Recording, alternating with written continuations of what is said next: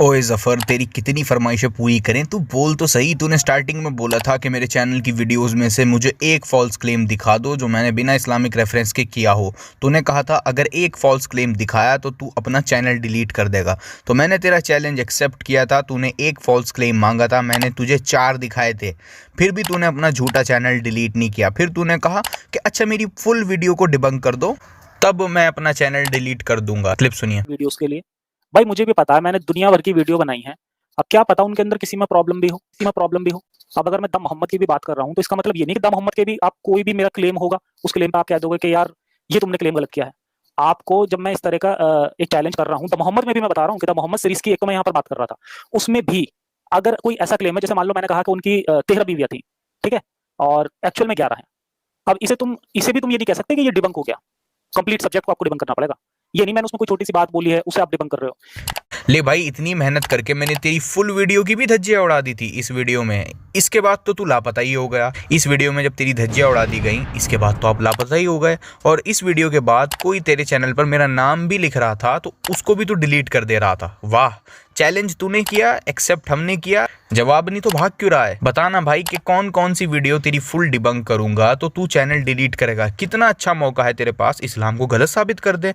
अपने चैनल की best video बता जिसको तू मास्टरपीस सोचता हो। हालांकि इस वीडियो को भी तू मास्टरपीस ही सोच रहा था, लेकिन ताश के पत्तों की तरह बिखर गई ये वीडियो और तेरी जहालत सबने देखी। खैर, हम तो अब पीछा नहीं छोड़ेंगे आपका। एक और इनकी वीडियो है, इसमें भी इसने क्रिश्चियन मिशनरीज को कॉपी पेस्ट मारा है। इसमें इसने ये साबित करने की कोशिश करी है कि मोहम्मद सल्लल्लाहु अलैहि वसल्लम की मौत नाउजुबिल्ला इस्लाम को गलत साबित करती है। तो लेट्स चेक द रियलिटी। साही अल बुखारी 4428। आयशा ने बयान किया कि नबी अपने मर्ज वफात में फरमाते थे कि खैबर के जहर को मैंने अपने मुंह में रख लिया था, इसकी तकलीफ आज भी मैं महसूस करता हूँ। ऐसा मालूम होता है कि मेरे गले की रग इस जहर की तकलीफ से कट जाएगी। सुन्नन नबी दाऊद 4511। खैबर की एक यहूदी औरत ने रसूल को भुनी हुई बकरी तोहफे में भेजी और फिर इसके खाने से उनके साथी की मौत हो गई, तो आपने इस यहूदी औरत को बुलाया और फिर इसे कत्ल करवा दिया। इन हदीसों से पता चलता है कि रसूल को जो जहर दिया गया था उससे उनकी गले की रग कट गई थी, और जिसे आप खुदा का रसूल समझते हो उस इंसान ने तड़प तड़प कर दम तोड़ा। और अब आपको वो करिश्मे का भी एग्जाम्पल देता हूँ जो इस्लाम के खिलाफ है, बल्कि इस्लाम को झूठा मजहब भी साबित कर देगा। दरअसल मोहम्मद साहब की शह रग के कटने के बारे में कुरान में भी आया है। कुरान 68 44-46। और अगर ये नबी हम पर कोई झूठी बात बयान करेगा तो हम इसका दाहिना हाथ पकड़कर इसके गले की रग काट देंगे। तो यहाँ से इतने बड़े संयोग को देखिए कि अल्लाह कह रहा है कि रसूल के झूठ बोलने पर मैं उसके गले की रग काट दूंगा, और रसूल की मौत भी यहाँ गले की रग कटने से ही हुई है। जफर ने एक कुरान की आयत दिखाई जिसमें लिखा था कि अगर आप सल्लल्लाहु अलैहि वसल्लम कोई बात अपने मन से गढ़ते हैं या बनाते हैं तो अल्लाह सुब्हानहू व तआला मोहम्मद सल्लल्लाहु अलैहि वसल्लम का दाहिना हाथ पकड़ते और उनकी एओर्टा जो नस होती है वो काट देते। अगर रसूलुल्लाह सल्लल्लाहु अलैहि वसल्लम कोई अपने मन से बात बनाते तो ऐसा होता अकॉर्डिंग टू कुरान। अब जफर के अकॉर्डिंग एक कोइंसिडेंस हुआ, और जब रसूलुल्लाह सल्लल्लाहु अलैहि वसल्लम की वफ़ात का वक्त करीब आया तो prophet peace be upon him ने कहा कि वो जो मैंने जहर खाया था उसका पेन मुझे आज तक होता है और मुझको ऐसा लगता है जैसे मेरी एओर्टा कट रही हो उस पॉइजन से। एक्चुअली ये आर्ग्यूमेंट सालों पुराना है। जफर ने डेविड वुड को कॉपी किया है। तो इसने कहा कि क्योंकि कुरान में लिखा है कि अगर मोहम्मद सल्लल्लाहु अलैहि वसल्लम झूठ बोलेंगे तो अल्लाह उनकी एओर्टा काट देंगे, और मोहम्मद सल्लल्लाहु अलैहि वसल्लम के आखिरी समय में उनको ये फील हो रहा था कि उनकी एओर्टा कट रही है। तो prophet peace be upon him ने झूठ बोला था। इसी वजह से अल्लाह सुब्हानहू व तआला ने prophet peace be upon him को मारा था इस तरह से कि उनको ऐसा लगा कि उनकी एओर्टा कट रही हो। वेल, अभी कुछ ही मिनट्स में ये आर्ग्यूमेंट्स ताश के पत्तों की तरह बिखर जाएगा, क्योंकि कुरान के अंदर चैप्टर 5 वर्स 3 में आता है कि अल्लाह सुब्हानहू व तआला ने इस्लाम को मुकम्मल कर दिया, कंप्लीट कर दिया। इस्लाम कंप्लीट हो चुका है। आई एम प्लीज्ड विद इस्लाम। ये बात कुरान में लिखी जा चुकी है। जी हाँ, इस्लाम आप सल्लल्लाहु अलैहि वसल्लम की ज़िंदगी में ही कंप्लीट हो चुका था। पूरा जो जो हुक्म इस्लाम से रिलेटेड नाजिल होना था वो सब कंप्लीट हो गया था during the life time of prophet Muhammad peace be upon him. इसका जिक्र खुद कुरान में ही मिलता है। तो अगर for the sake of argument Zafar की बात हम मान भी लें कि prophet peace be upon him ने झूठ बोला था, इस वजह से उनकी एओर्टा कट रही थी, तो दीन तो ऑलरेडी कंप्लीट हो चुका था काफ़ी पहले ही। तो ज़फ़र तेरा ये आर्ग्यूमेंट सेंस नहीं बनाता बिल्कुल। और सुने, कुरान में जो अरबिक वर्ड यूज़ हुआ है एओर्टा के लिए वो है अलवतीन, लेकिन इस हदीस में ये अरबिक वर्ड नहीं यूज़ हुआ। इस हदीस में तो अल अबहर वर्ड यूज़ हुआ है, ना कि अलवतीन जो कुरान में हुआ है। तो ये आर्ग्यूमेंट की यहीं धज्जियाँ उड़ जाती हैं। दोनों जगह कुरान में एंड हदीस में अलग अलग अरबिक वर्ड यूज़ हुआ है। कुरान में अलवतीन एंड हदीस में अल अबहर, मीनिंग हदीस में एंड कुरान में अलग अलग नसों की बात हो रही है। एंड कई पुराने स्कॉलर्स एंड लिंग्विस्ट को आप अगर पढ़ेंगे तो उन लोगों ने साफ तौर पर अलवतीन एंड अल अबहर वर्ड में फ़र्क किया है। अल अबहर जो है वो बैक में होती है एंड अलवतीन एओर्टा दिल पर होती है। जैसे famous linguist al Fairuzabadi in his famous dictionary al Qamus al Muhit में लिखते हैं कि अल अबहर the back and the vein in it and the vein in the neck, अलवतीन the vein in the heart which if were cut off the person would die. तो clearly अल अबहर एक अलग नस थी और अलवतीन एक अलग नस थी। इन दोनों को अलग अलग लिखा गया है। ये दोनों नसें एक नहीं मानी जाती थी। इसके ऊपर कोई कंसेंसस नहीं था कि ये नसें एक हैं। तो अब सवाल ये आएगा कि रसूलुल्लाह सल्लल्लाहु अलैहि वसल्लम ने एक ही वर्ड क्यों नहीं यूज़ किया, अगर वो यही कहना चाह रहे थे कि मेरी एओर्टा कट रही है, जबकि जो वर्ड आपके याद हो और ख़ास तौर पर जो वर्ड कुरान में आया हो वो तो और अच्छी तरह सबके याद होता था। कुरान उस समय मुसलमानों को बिना देखे याद था, खुद रसूलुल्लाह सल्लल्लाहु अलैहि वसल्लम को कुरान बिना देखे याद था। तो वो एक अलग वर्ड क्यों यूज़ कर रहे हैं? उनको तो अलवतीन वर्ड ही यूज़ करना चाहिए था, लेकिन उन्होंने अल अबहर कहा। तो बात साफ है, रसूलुल्लाह किसी और चीज़ की बात कर रहे थे, ना कि उसकी जो कुरान में आया है। देखा, ये आर्ग्यूमेंट ताश के पत्तों की तरह बिखर गया। पहली बात, जब रसूलुल्लाह सल्लल्लाहु अलैहि वसल्लम की वफ़ात का वक्त नज़दीक आया तो ऑलरेडी इस्लाम कंप्लीट हो चुका था काफ़ी पहले ही, और कुरान की आयत को एंड हदीस को लिंक नहीं किया जा सकता। ये एक बेवकूफ़ी है, क्योंकि दोनों जगह डिफरेंट अरबिक वर्ड यूज़ हुआ है। अब सवाल ये आया कि ट्रांसलेटर्स ने क्यों एओर्टा ट्रांसलेट किया है दोनों जगह।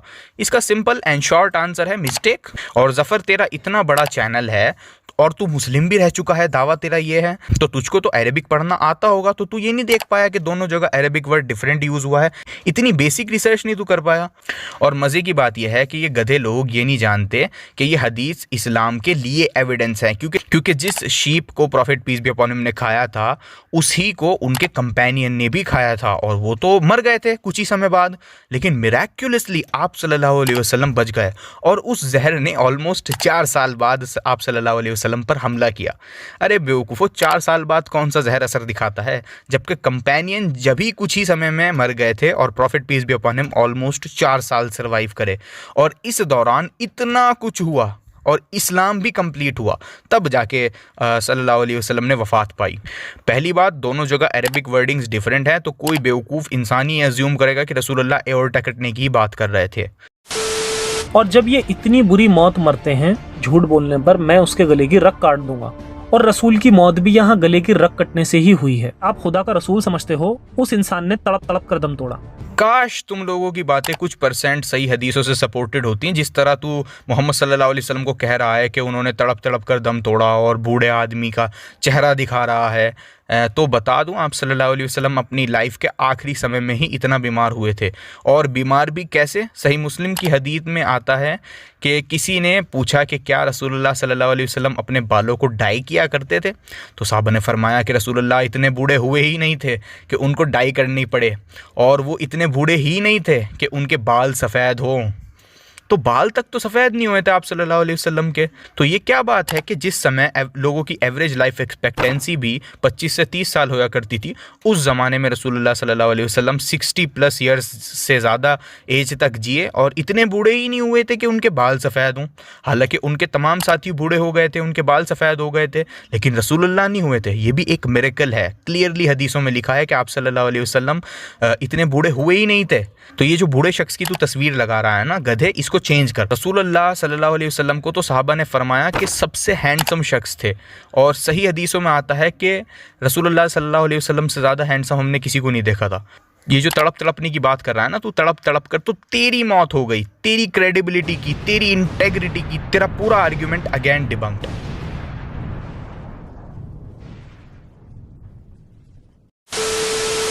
तारीख अल तबरी V6P111। हजरत मोहम्मद ने कहा कि मैंने अल्लाह के खिलाफ बातें गढ़ी हैं और ऐसी ऐसी बातें कही हैं जो अल्लाह ने कभी नहीं कही।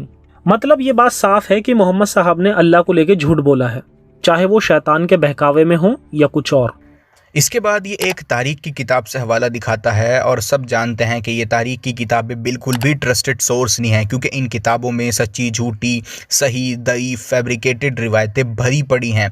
और ये बात मैं नहीं, उन्होंने ख़ुद अपनी किताब के वॉल्यूम 1 के स्टार्टिंग में ही लिखी है कि अगर मेरी किताब में रीडर को लिसनर को कोई ऑब्जेक्शनेबल बात नज़र आए और उस रिपोर्ट को देख करके ही पता लगे कि इसमें तो कोई ट्रुथ है ही नहीं, ये बात तो कम्प्लीटली झूठी ही है, तो उन्होंने इसके लिए कहा है कि इसके लिए मुझे जिम्मेदार न ठहराएं। मेरे तक जैसी बातें पहुंची मैंने लिख दी बिना ऑथेंटिसिटी चेक करे।